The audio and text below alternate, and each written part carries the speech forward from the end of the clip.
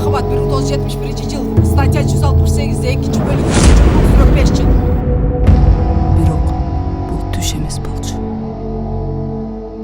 Hiç kaçan akça üçün bürüğülördü camandap yazmadılar. Bu soyku jurnalistin işi.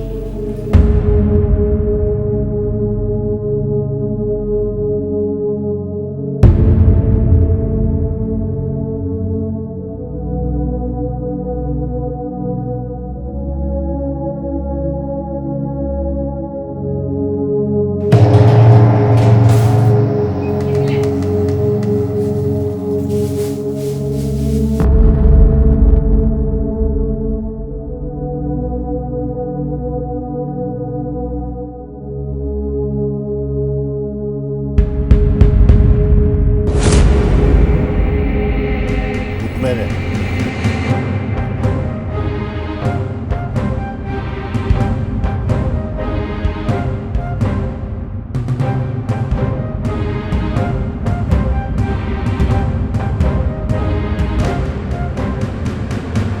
Мен журналистмин. Мен өлгөндө